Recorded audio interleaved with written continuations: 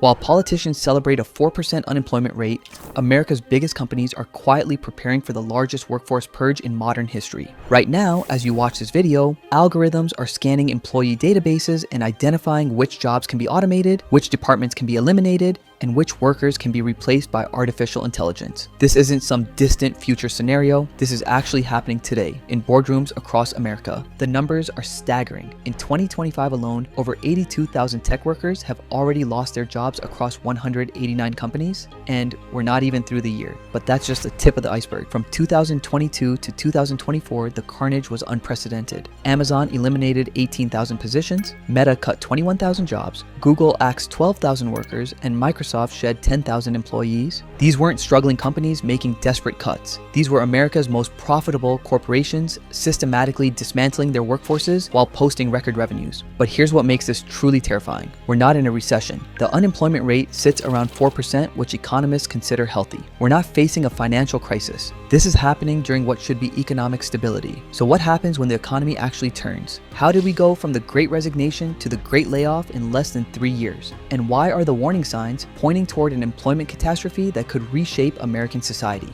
Welcome to Macro Central, where we connect the dots of the global economy. Today, we're investigating the most dangerous trend in the American job market. Chapter 1: The hidden crisis behind the numbers.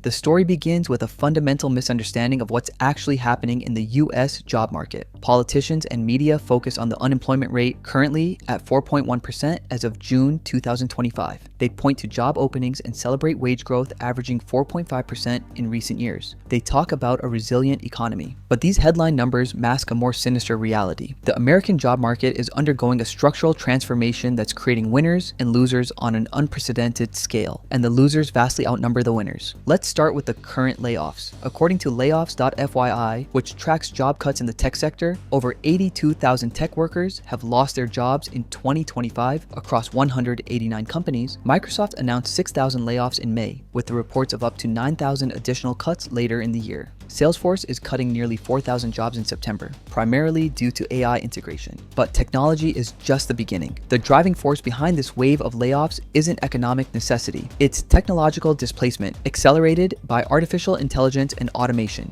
Here's the shocking reality. AI has already eliminated 77,999 jobs in 2025 alone. Goldman Sachs estimates that AI could displace 85 million jobs globally by the end of this year, while creating only 97 million new roles. That sounds like a net positive until you realize the new jobs require completely different skills than the ones being eliminated. Putting things into perspective, customer service representatives face an 80% automation rate by 2026. Data entry clerks, retail cashiers, and administrative assistants are being replaced at unprecedented rates. But it's not just low-skill jobs. AI is now handling tasks that previously required human judgment: content creation, financial analysis, even medical diagnosis. Companies that hired aggressively during the pandemic are now realizing they can accomplish the same work with fewer people. Meta's revenue per employee increased from $1.6 million in 2021 to $1.9 million in 2022-2023, even after massive layoffs. Chapter 2: The AI Revolution and the Skills Mismatch. This isn't just about efficiency, it's about a fundamental shift in how companies view human capital. The pandemic proved that many jobs could be automated, outsourced, or simply eliminated without significant impact on business operations. Now companies are acting on that knowledge with ruthless precision. But the job market crisis goes deeper than technological displacement. It's also about a fundamental mismatch between the jobs being created and the jobs being eliminated. Current hiring trends show that healthcare, food service, and personal care are the fastest growing sectors. These are typically lower wage positions that require different skills than the high-paying jobs being eliminated in technology, finance, and professional services. A software engineer earning $150,000 annually can't easily transition to being a home health aide earning $35,000. A financial analyst making $80,000 can't seamlessly become a restaurant server earning $30,000. The skills aren't transferable and the pay cuts are devastating. This creates what economists call structural unemployment, joblessness caused by fundamental changes in the economy rather than temporary downturns. Unlike cyclical unemployment, which resolves when the economy recovers. Structural unemployment persists and can become permanent. The geographic dimension makes this even worse. High-paying jobs are concentrated in expensive metropolitan areas like San Francisco, New York, and Seattle. When these jobs disappear, workers face impossible choices: accept massive pay cuts to stay in expensive cities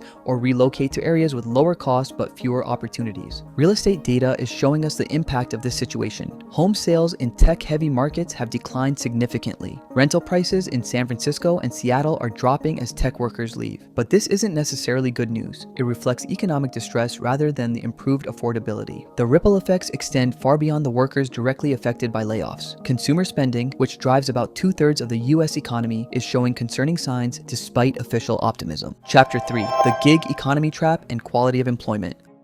While consumer spending continues to trend upward overall, the quality of that spending is changing.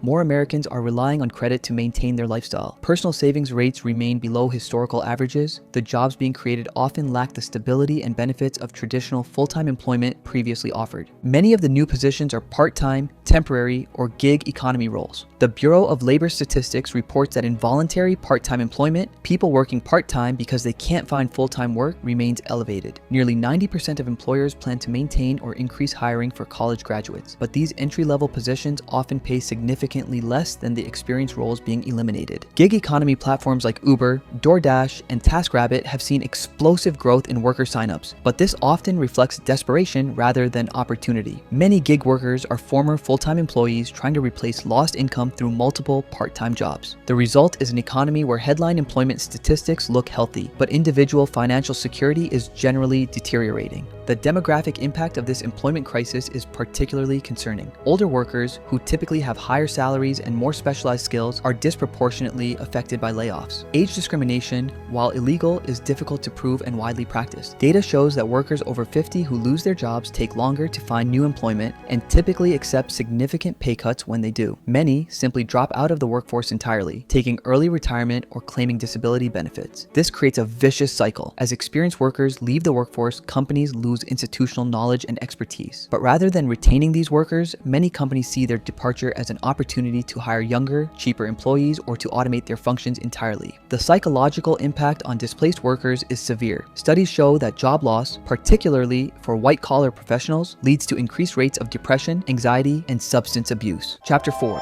The Social and Political Earthquake.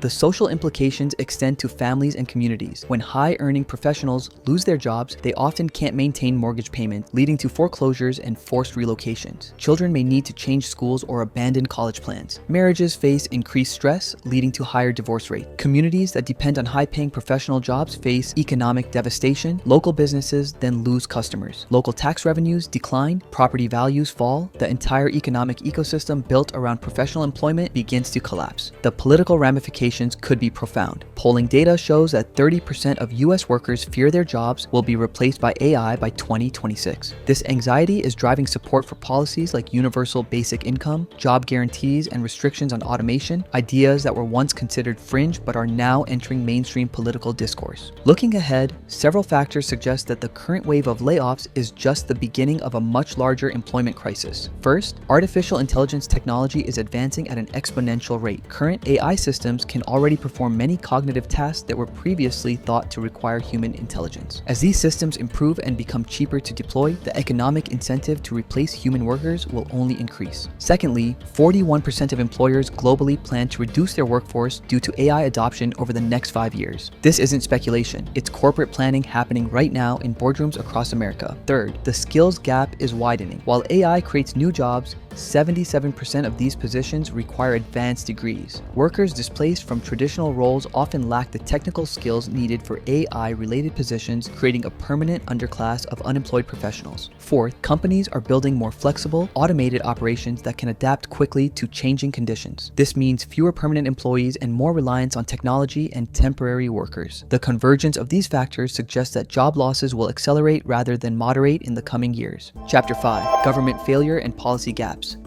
The government's response to this crisis has been inadequate and misdirected. Policymakers continue to focus on traditional unemployment metrics that don't capture the reality of modern job displacement. Unemployment insurance, designed for temporary layoffs during economic downturns, isn't equipped to handle permanent job displacement caused by technological change. Benefits are too limited and too short-term to help workers transition to entirely new careers. Looking at job retraining programs, while well-intentioned, often fail to prepare workers for jobs that actually exist and pay living wages. Many programs train workers for occupations that are themselves vulnerable to automation or that don't provide sufficient income to maintain middle-class lifestyles. The education system is similarly unprepared. Universities continue to graduate students with degrees in fields that are rapidly being automated, while failing to provide the technical and interpersonal skills that remain valuable in an AI-dominated economy. Immigration policy adds another layer of complexity. The U.S. continues to issue work visas for skilled positions even as domestic workers in those same fields face layoffs. This creates additional downward pressure on wages and employment opportunities for American workers.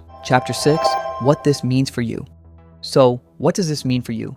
The implications are profound and personal, regardless of where you live or what you do for work. If you're currently employed in a professional role, particularly in technology, finance, or media, you need to prepare for the possibility of job displacement. This means building emergency savings equivalent to at least 6 months of expenses, developing portable skills that complement rather than compete with AI, and creating multiple income streams. If you're a recent graduate or early in your career, you need to choose fields and develop skills that are complementary to AI rather than competitive with it. Focus on roles that require human creativity, emotional intelligence, complex problem solving, and interpersonal skills that machines cannot replicate. If you're approaching retirement, you may need to accelerate your timeline or develop contingency plans for early workforce exit. The traditional model of working until 65 may no longer be viable for many professionals. For investors, the employment crisis creates both risks and opportunities. Companies that successfully automate their operations may see improved profitability in the short term, but consumer-facing businesses may struggle as unemployment rises and spending power declines. The real estate implications are significant. Commercial real estate in office-heavy markets faces continued pressure as companies downsize their physical footprint. Residential real estate in expensive metropolitan areas may see sustained declines as high-paying jobs disappear and workers relocate to more affordable regions. Most importantly, this crisis requires immediate political engagement. The current trajectory toward mass unemployment among professional workers is not inevitable, but changing it will require policy interventions that go far beyond traditional approaches to economic management. We need policies that address technological displacement directly, retraining programs that actually work, social safety nets designed for the gig economy, and potentially even universal basic income to provide stability during economic transitions. Conclusion: